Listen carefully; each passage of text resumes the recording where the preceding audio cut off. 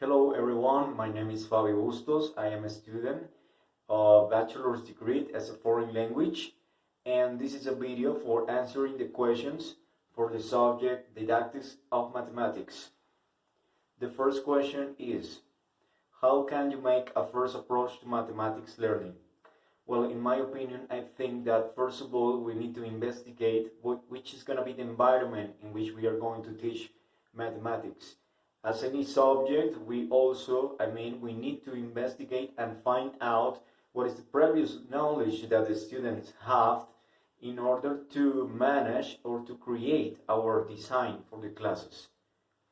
The second question is what you must know about math before you do a class.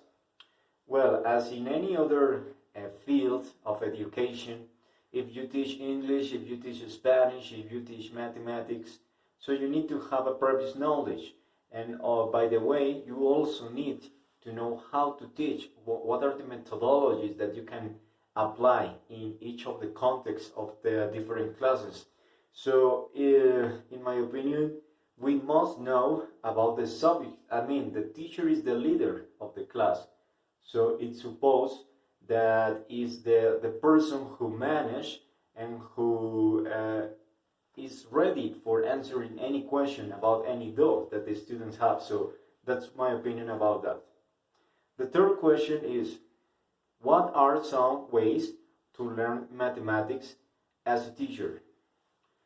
Well, this is a very interesting thing because actually, by the way, I consider that when we are preparing for being a teacher, we need to be in the same place of the students, because we need to reach or to find out about the goals of the different topics.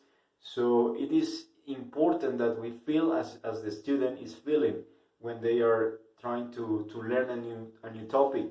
So I consider that teachers must learn by resolving and by giving solutions to several problems in mathematics. Only in this way we are going to learn how the students will feel, because we are going to remind when we are students. So that's the way that the teachers must learn how to resolve mathematics problems. Okay, the fourth question is, give other examples about teachers' mistakes when students are wrong. Okay. When the students are wrong in any of the exercises, what we first must do is to indicate why. What was the main mistake that the student had. After that, it's our obligation to teach the student how to do it better or how to do it well. We need to indicate and investigate what happened during the resolving of the problem. Just in this way, we're going to contribute with the student for avoiding more mistakes like that. In my opinion and in my experience as a teacher, I consider that when you have mistakes is when you must learn. So in this case, we must take advantage of those mistakes instead of pushing the student. Instead of punish the student, we must give him or give her motivation for trying to avoid those kind of problems. The fifth question is, according to your point of view, what you consider is essential in the mathematics learning process? Okay, in the mathematics learning process, I totally believe that the most important is to explain in a real context the mathematics troubles, We must give a context to those kind of situations. We cannot only give numbers and try to only explain what they have to do, but we need a context. In this case, a daily routine context or a daily life context, in a daily life situation in which the student can understand why is important mathematics and how it's going to help them through life.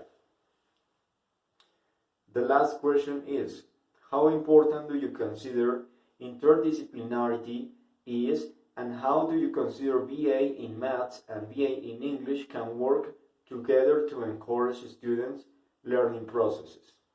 Okay, well, I consider that as teachers, we need to be organized. I mean, we cannot pretend to have a successful class without any preparation. We need a warm-up, we need a moment in which we can explain, we need a moment in which the students can practice, and of course we need a moment for feedback. So if we have that kind of organization in our classes, for sure that we are not going to have any problem. And also we can apply VA, or we can apply other methodologies to be organized during the class. So I think that if we do these kind of things, we shouldn't have any problem during the development of the class. So that's it. Thank you for watching the video. Have a good day.